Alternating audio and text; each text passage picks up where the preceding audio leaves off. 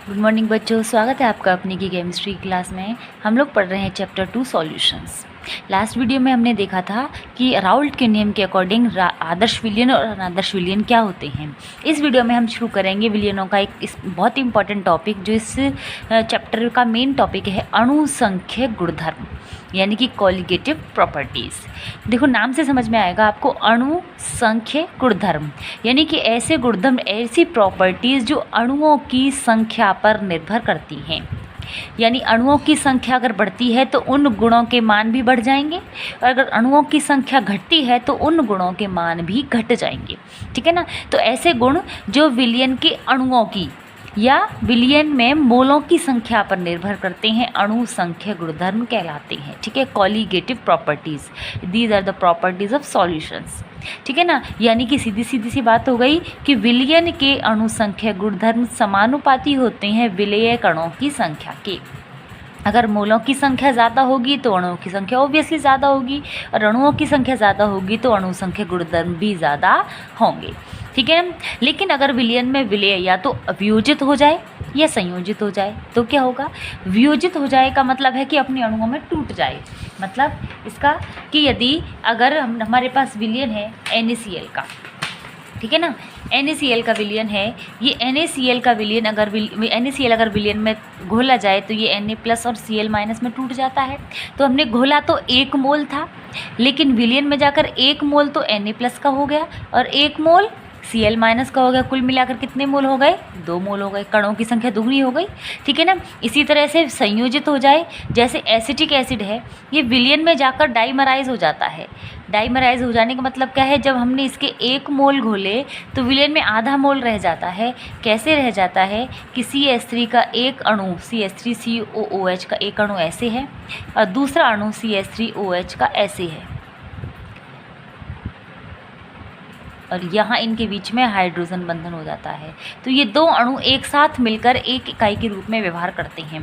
तो हमने घोले तो 1 मोल के बराबर अणु थे, लेकिन विलयन में कितने रह गए? वो आधे, क्योंकि 2 अणु मिलकर एक अणु का समान व्यवहार कर रहे हैं।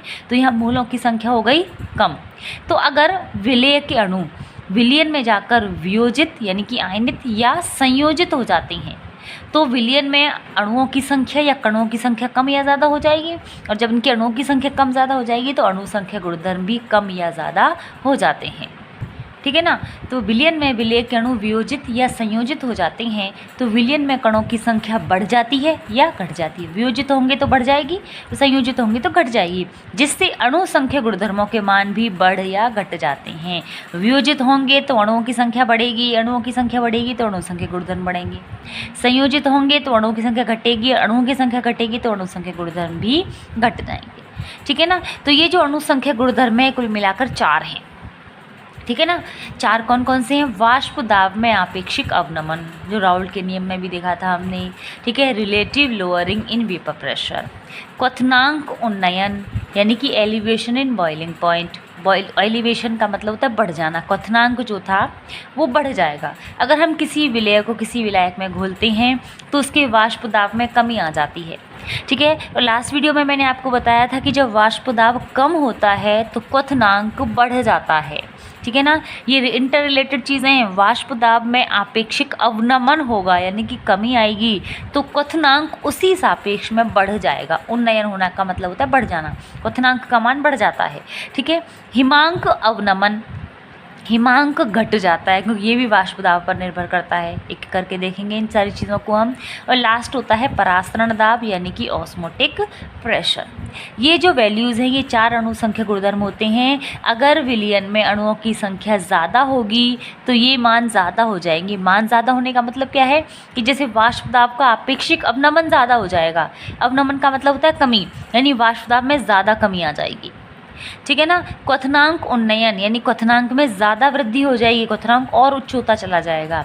हिमांक अवनमन, अवनमन का मतलब कमी होना। अगर हिमांक अवनमन ज़्यादा है तो इसका मतलब हुआ हिमांक में ज़्यादा कमी आएगी। और परासरण दाब, ठीक है। इन अणुसंख्यक गुणधर्मों की सहायता से हम क्या क्यों पढ़ रहे हैं यहाँ कि ये विलेय की कणों की संख्या या विलेय की मोलों की संख्या पर डिपेंड करते हैं, और विलेय की मोलों की संख्या के आधार पर हम विलेय के मोलर द्रव्यमान की गणना कर सकते हैं। ठीक है ना। तो इन चारों का उपयोग हम विलेय के मोलर द्रव्यमान की गणना के लिए करेंगे। लेकिन कुछ इम्पॉर्टेंट बातें देखिए, समान मोलरता वाले विलयनों के अणु संख्या गुणधर्म समान होंगे। समान मोलरता मतलब मोलों की संख्या समान, और जब मोलों की संख्या समान होगी तो अणुओं की संख्या समान, और अणुओं की संख्या समान होगी तो अणु संख्या गुणधर्म भी समान होंगी। इसका मतलब क्या है, अणु संख्या गुणधर्म जैसे यहाँ की बात करें हम 1m glucose, 1m urea, 1m शर्करा, ये सारे के सारे कार्बनिक अणु हैं। और कार्बनिक अणु विलयन में कभी भी वियोजित या संयोजित नहीं होते, जिस रूप में है उसी रूप में रहेंगे। यानी इन सब में अणुओं की संख्या समान होगी तो इनके अणु संख्या गुणधर्म समान होंगे, मतलब इन सभी के क्वथनांक में बराबर वृद्धि होगी, इन सभी के हिमांक में बराबर कमी होगी, इन सभी के परासरण दाब समान होंगे, और इन सभी के वाष्प दाब का आपेक्षिक अवनमन भी समान होगा। ठीक है ना। लेकिन यदि विलयन में वियोजित या आयनित हो जाता है तो समान मोलरता होने पर भी वियोजित विलेय वाले विलयन के अणु संख्या गुणधर्म अवियोजित विलेय वाले विलयन से अधिक होंगे। क्यों होंगे? क्योंकि वियोजित होने की वजह से विलयन में कणों की संख्या बढ़ जाएगी तो उनके अणु संख्या गुणधर्मों के मान भी बढ़ जाएंगे। जैसे देखिए 1m ग्लूकोज और 1m NaCl, विलयनों में 1m NaCl के अणु संख्या गुणधर्म अधिक होंगे। क्यों? क्योंकि NaCl Na+ और Cl- में वियोजित हो जाता है। यानी 1m ग्लूकोज में ग्लूकोज के अणुओं की संख्या तो 1 मोल के बराबर ही होगी, लेकिन NaCl के विलयन में कणों की संख्या दोगुनी हो जाएगी। क्यों? क्योंकि 1 मोल से 2 मोल आयन बन रहे हैं, 1 मोल Na+ का बन रहा है और 1 मोल Cl- का बन रहा है। देखो एग्जाम्पल से समझते हैं इन्हें। देखो 10m HCl और 10m एसिटिक अम्ल में से किसका क्वथनांक अधिक होगा जबकि CH3COOH द्विलकीकृत हो जाए। देखो इसको समझो, 10m HCl का मतलब क्या हुआ कि इसमें HCl के मोलों की संख्या कितनी है 10, लेकिन कणों की संख्या हो जाएगी 2 × 10। क्यों? क्योंकि HCl जो होता है वो H+ और Cl- में टूट जाएगा, तो 1 मोल से 2 मोल बन गए। ठीक है ना। तो कणों की संख्या हो गई 2 × 10 यानी कि 20 मोल कण उपस्थित होंगे, जबकि 10m CH3COH का मतलब होगा कि हमने 10 मोल एसिटिक अम्ल के घोले थे, लेकिन एसिटिक अम्ल द्विलकीकृत हो जाता है, यानी कि 2 अणु आपस में 1 अणु के समान व्यवहार करते हैं, यानी आधे हो गए, तो मोलों की संख्या हो गई 10/2 यानी कि 5 मोल कण हुए। अब देखिए HCl की मोलों की संख्या है 20, है ना, और एसिटिक एसिड में मोलों की संख्या है 5। यहाँ मोलों की संख्या ज़्यादा है तो अणु संख्या गुणधर्म ज़्यादा होगा। कौन सा अणु संख्या गुणधर्म पूछा गया है? क्वथनांक उन्नयन, यानी कि इस विलयन का क्वथनांक उन्नयन ज़्यादा होगा। क्वथनांक उन्नयन का मतलब हुआ क्वथनांक में वृद्धि ज़्यादा होगी, और जब क्वथनांक में वृद्धि ज़्यादा होगी तो HCl विलयन का ही क्वथनांक उच्च हो जाएगा। ठीक है। अतः 10m HCl में कणों की संख्या अधिक है, अतः क्वथनांक उन्नयन अधिक होगा और क्वथनांक भी उच्च हो जाएगा। किसका हो जाएगा? HCl का। ठीक है ना। सेम इसी टाइप का एग्जाम्पल देखो, ये बिल्कुल ऐसे ही एग्जाम्पल हैं कि 1m यूरिया और 1m HCl में से किसका क्वथनांक अधिक होगा और क्यों? यूरिया वियोजित नहीं होता, ये कार्बनिक अणु है। HCl वियोजित हो जाता है H+ और Cl- में, तो इसमें अणुओं की संख्या उतनी ही रहेगी, इसमें अणुओं की संख्या डबल हो जाएगी। अणुओं की संख्या डबल होगी तो क्वथनांक उन्नयन भी डबल होगा और क्वथनांक उच्च हो जाएगा। तो यहाँ पर किसका क्वथनांक ज़्यादा होगा? 1m HCl का। और देखते हैं 0.1 mn सोडियम क्लोराइड का मतलब क्या हुआ? NaCl। और 0.1 मोल ग्लूकोज विलयन में किसका हिमांक अवनमन अधिक होगा और क्यों? अब यहाँ देखिए सोडियम क्लोराइड जब टूटता है तो Na+ और Cl- में टूट जाता है, यानी कि इसके 0.1 मोल डबल हो जाएंगे, 0.2 हो जाएंगे, जबकि 0.1 m ग्लूकोज का मतलब हुआ कि इसमें ग्लूकोज के अणुओं की संख्या इतनी ही रहेगी, है ना। इसका मतलब इसमें 0.1 मोल कण है और इसमें 0.2 मोल हो गए। इसमें अणुओं की संख्या ज़्यादा हुई तो हिमांक अवनमन अणु संख्या गुणधर्म भी ज़्यादा होगा।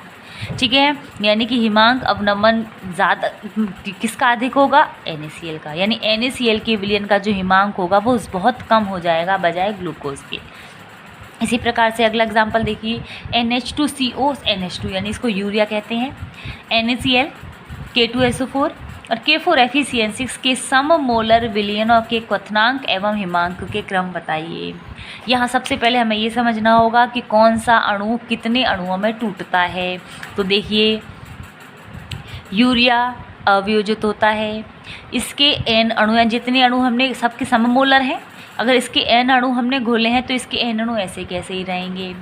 NaCl टूट जाता है Na+ और Cl- में, तो एक अणु दो अणुओं में टूट रहा है तो n अणु 2n अणु में बदल जाएंगे।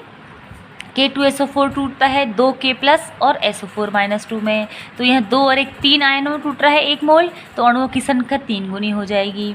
इसी तरह से K4FeCN6 ये 4K+ और FeCN6-4 यानी कि 4 और 1 5 आयनों में टूट रहा है, तो अणुओं की संख्या 5n हो जाएगी। ठीक है ना। हमें क्वथनांक और हिमांक का क्रम बताना है, समझना है। या क्वथनांक उन्नयन हिमांक अवनमन का क्रम नहीं बताना, क्वथनांक और हिमांक का क्रम बताना है। तो देखो, यहाँ सबसे ज़्यादा जो अणु संख्या गुणधर्म होगा इसका, यानी हिमांक अवनमन और क्वथनांक उन्नयन, वो इसके लिए सबसे ज़्यादा होगा क्योंकि इसमें अणुओं की संख्या सबसे ज़्यादा है। ठीक है ना। इसमें अणुओं की संख्या कम है, तो देखिए ये बढ़ते क्रम में आ रही अणुओं की संख्या है, तो इसका क्वथनांक उन्नयन सबसे कम होगा, यानी वृद्धि तो होगी लेकिन इसमें सबसे कम वृद्धि होगी। इसमें उससे 2 गुनी वृद्धि होगी, इसमें 3 गुनी वृद्धि होगी, इसमें 5 गुनी वृद्धि होगी। तो सबसे ज़्यादा क्वथनांक किसका होगा? इसका, नंबर 1 पे आ गया। उससे कम होगा इसका क्योंकि इससे कम अणु इसके हैं, उससे कम होगा इसका क्योंकि उससे कम अणु इससे हैं, और सबसे कम होगा इसका। ठीक है ना। तो क्वथनांक में सबसे ज़्यादा मान होगा K4FeCN6 का और सबसे कम होगा यूरिया के विलयन का। हिमांक उल्टा होता है क्योंकि क्वथनांक में उन्नयन होता है तो हिमांक में अवनमन होता है। जिसका हिमांक में अवनमन कम होगा उसका हिमांक ज़्यादा हो जाएगा। ठीक है ना। तो यहाँ सबसे ज़्यादा हिमांक इसका होगा क्योंकि इसका अवनमन सबसे कम होगा, अणुओं की संख्या सबसे कम है ना, तो हिमांक सबसे कम सबसे ज़्यादा यूरिया का और सबसे कम K4FeCN6 का होगा। यानी हिमांक का क्रम क्वथनांक से हमेशा उल्टा होता है। ठीक है ना। एक एग्जाम्पल और देखते हैं। 1/10 m ग्लूकोज, 1/20 m NaCl और 1/10 m CaCl2 विलयनों में सर्वाधिक हिमांक किसका होगा? ग्लूकोज का अणु अवियोजित रहता है, 1/10 है तो 1/10 मोल ऐसे कैसे रहेंगे। NaCl 2 अणुओं में टूट जाता है, तो 1/20 m का मतलब क्या हुआ? NaCl के तो मोल इतने हैं लेकिन ये टूट जाता है Na+ और Cl- में, तो इसके आयनों की संख्या 2 गुनी हो गई, यानी 1/10 मोल आयन हो गए। देखो इसमें भी 1/10 मोल है, इसमें भी 1/10 मोल है। ठीक है। अब CaCl2 की बात करें, 1/10 m का मतलब क्या होगा? CaCl2 के मोल 1/10 घोले गए थे लेकिन ये टूटता है Ca+2 और 2 Cl- यानी 3 आयनों में टूटता है, तो 3 गुना कण हो गए, तो आयनों की संख्या हो गई 3/10 मोल, यानी इनकी 3 गुनी। तो अब देखो इन दोनों के मोलों की संख्या समान है तो इन दोनों का हिमांक अवनमन समान होगा, यानी हिमांक का मान समान होगा। ठीक है ना। 1/10 m ग्लूकोज और 1/20 m NaCl में कणों की संख्या समान, यानी 1/10 है, अतः दोनों का हिमांक समान होगा। लेकिन 1/10 m CaCl2 में कणों की संख्या से 3 गुना होने के कारण इस विलयन का हिमांक अवनमन 3 गुना अधिक होगा। तो अवनमन जितना कम होगा, जितना ज़्यादा होगा हिमांक अवनमन, हिमांक का मान उतना ही कम हो जाएगा। ठीक है ना। तो उच्चतम हिमांक, ठीक है ना, सर्वाधिक हिमांक, यानी इन दोनों का हिमांक तो बराबर होगा लेकिन CaCl2 विलयन का हिमांक कम हो जाएगा। अब हम देखते हैं पहला अणु संख्या गुणधर्म वाष्प दाब में आपेक्षिक अवनमन। एक एक करके चारों देखने हैं हमें। तो सब ये नियम अपने राउल करने में ऐसे कैसे पढ़ लिया था कि जब किसी अवाष्पशील विलयक किसी विलायक में घोलते हैं तो विलयन के वाष्प दाब में आपेक्षिक अवनमन विलयक की मोल भिन्न के बराबर होता है। ये राउल करने में ऐसे कैसे पढ़ा था। ठीक है ना। तो यदि P0 शुद्ध विलायक का दाब और PS विलयन का वाष्प दाब हो तो वाष्प दाब में आपेक्षिक अवनमन बराबर P0 - PS, यानी कि वाष्प दाब में कमी बटे P0 = XB, या डेल्टा P बटे P0 बराबर XB, या डेल्टा P का मतलब तो वाष्प दाब अवनमन है और XB विलयक की मोल भिन्न है और P0 अपन देख ही चुके हैं। ठीक है ना। लेकिन अगर विलयन में विलायक के कैपिटल N मोल और विलयक की स्मॉल n घुले हों तो विलयक की मूल XB क्या होगी? विलयक की मूल बटे कुल मूल। तो विलयक की मूल तो है n और कुल मूल है n+n, लेकिन ठीक है, तो हमने XB की वैल्यू इस समीकरण में रखी, समीकरण नंबर 1 में। तो डेल्टा बटे P0 = n/n+n। ठीक है ना। लेकिन अगर विलयन बहुत तनु हो, बहुत तनु का मतलब क्या है कि विलयक की मात्रा बहुत कम हो, विलयक की मात्रा एनओ की संख्या बहुत कम हो, तो small n is very very less than capital N। तो इन दोनों का सम यानी small N plus capital N लगभग बराबर हो जाएगा एन के, यानी विलायक के मोलों की संख्या के। तो हमारा सूत्र थोड़ा सा और मॉडिफाई हो जाएगा, delta P is equal to P naught बराबर एन अपॉन एन। ये विलेय के मोल और ये विलायक के मोल, ठीक है ना। अब विलेय के मोलों की संख्या या विलायक के मोलों की संख्या क्या होती है, एन बराबर होती है डब्ल्यू बटे एम। ये विलेय के मोल हैं तो ये हो जाएगी डब्ल्यू बी बटे एम बी, और कैपिटल एन यानी विलायक के मोल बराबर डब्ल्यू ए बटे एम ए, यानी विलेय का अणु ग्राम में भार बटे विलायक का अणु भार। इनकी वैल्यूज पुट कर दी हमने, तो डेल्टा पी बटे एन का मैम तो डब्ल्यू बटे बी बटे एम बी गुणा एन है उसको उल्टा कर दिया एम ए बटे डब्ल्यू ए, ठीक है ना। हमें निकालना है इससे मोलर द्रव्यमान, तो यहाँ से एम बी को इधर ले आए तो ये संख्या इधर आ गई। ऐसे कैसे, यानी P naught upon delta P is equal to W B into M A upon W ए।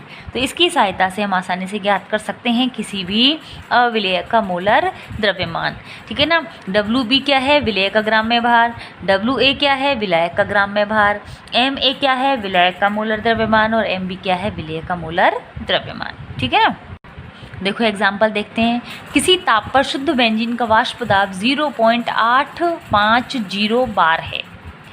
जब इसमें 0.5 ग्राम अवाष्पशील ठोस को घोला गया 39 ग्राम बेंजीन में, तो प्राप्त विलयन का वाष्प दाब 0.845 बार हो गया। तो विलेय का मोलर द्रव्यमान ज्ञात करो। विलेय का मोलर द्रव्यमान यानी कि एम बी हमें ज्ञात करना है। दिया क्या है, पी नॉट शुद्ध बेंजीन का दाब दिया है 0.850 बार, डब्ल्यू बी ग्राम अवाष्पशील विलेय यानी कि डब्ल्यू बी का नाम दिया है 0.5 ग्राम, 39 ग्राम बेंजीन यानी कि डब्ल्यू ए का मान दिया है 39 ग्राम। वाष्प दाब में कमी, विलयन का वाष्प दाब हो गया 0.845 यानी पी एस दिया है 0.845, ठीक है। और एम बेंजीन यानी C6H6, ठीक है ना। और C6H6 का जब आप अणुभार निकालेंगे C6H6 तो 12 गुणा 6 प्लस 6 गुणा 1, ठीक है ना, यानी कि 72 प्लस 6 इज इक्वल टू आ गया 78 ग्राम। तो इसका मोलर द्रव्यमान होता है 78 ग्राम। सारी वैल्यूज़ दी है हमें, केवल एम बी निकालना है। तो अभी हमने सूत्र देखा था, एम बी बराबर क्या होता है, पी नॉट बटे डेल्टा पी। डेल्टा पी का मतलब P not minus P S गुणा डब्ल्यू बी गुणा एम ए बटे डब्ल्यू ए। सारी वैल्यूज़ दी हैं हमको। पी नॉट का मान दिया है हमें 0.850 बटे P not minus P S यानी कि 0.850 माइनस 0.845 गुणा डब्ल्यू बी दिया है हमें 0.5, एम ए होता है 78 और डब्ल्यू ए दिया है 39। 39 टू ज़ा 78 और 5 को 2 से गुणा करेंगे तो 1 आ जाएगा, ठीक है ना। ये हो गया 0.850 बटे, इसको माइनस करेंगे तो 0.005, पॉइंट से पॉइंट कैंसिल, ठीक है। 5 से हम जब 850 को डिवाइड करेंगे तो आ जाएगा 170, यानी कि उस अवाष्पशील के हमने उसको जो अवाष्पशील घोला था उसका मोलर द्रव्यमान 170 ग्राम है। इसी प्रकार एक क्वेश्चन और देखते हैं। जब किसी विलायक में अवाष्पशील विलेय की 0.2 मोल भिन्न विलेय हो तो विलयन का वाष्प दाब 10 mmHg घट जाता है। यदि वाष्प दाब में 20 mmHg की कमी हो तो विलायक की मोल भिन्न ज्ञात कीजिए, ठीक है ना। एक्स ए ज्ञात करना है हमको। पहले वाला एक्स बी दिया है 0.2, तो दिया क्या है, पहला तो दिया है डेल्टा पी यानी वाष्प दाब अवनमन घट जाता है, लिखा है ना। तो वाष्प दाब अवनमन दिया है 10 mmHg और इसका समय एक्स बी क्या दिया है 0.2। राउल का नियम हमने देखा था, डेल्टा पी बटे पी नॉट बराबर है एक्स बी।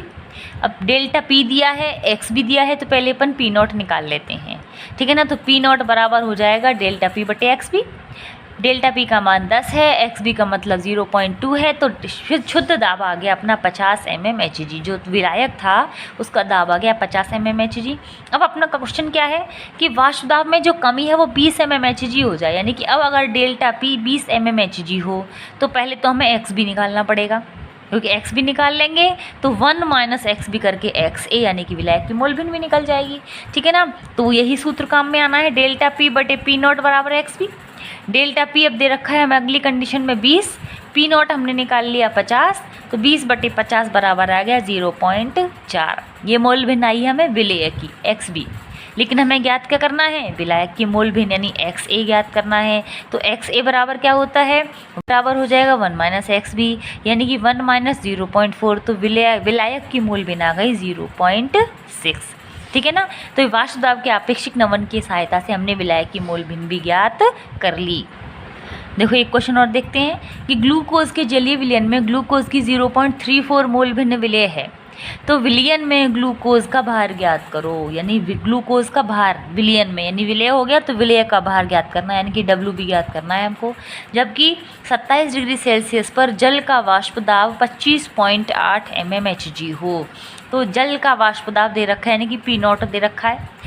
ग्लूकोज की मोल भिन्न यानी कि X भी दे रखी है। ठीक है, जल के लिए Ma क्या होता है हमें पता है, H2O का अणुभार होता है 18। ठीक है ना, तो ये 18 ग्राम हो गया।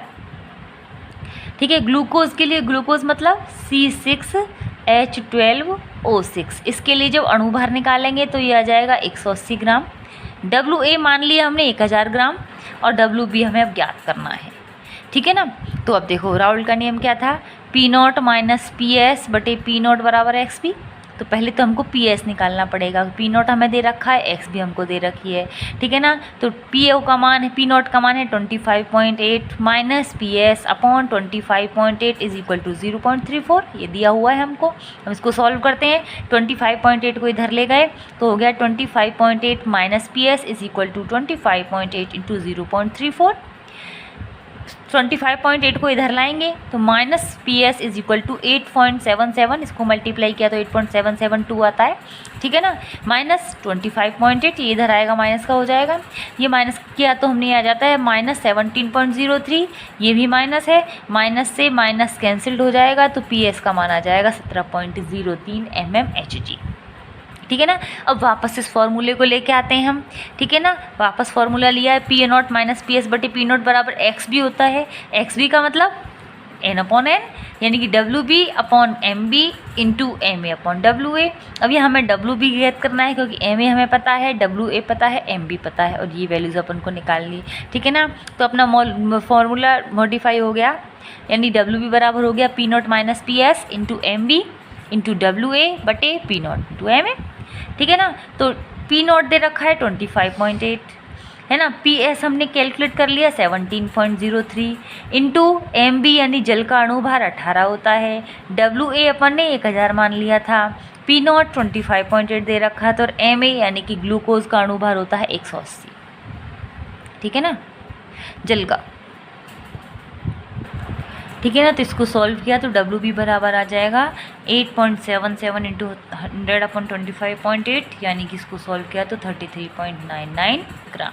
इस तरीके से वाष्प दाब के आपेक्षिक अवनमन, ठीक है, इसकी सहायता से हम विलेय की मोल भिन्न या विलेय का मोलर द्रव्यमान या विलेय की ग्राम में मात्रा ज्ञात कर सकते हैं। मुझे लगता है आपको ये पहला अणु संख्या गुणधर्म समझ में आ गया होगा। Thank you.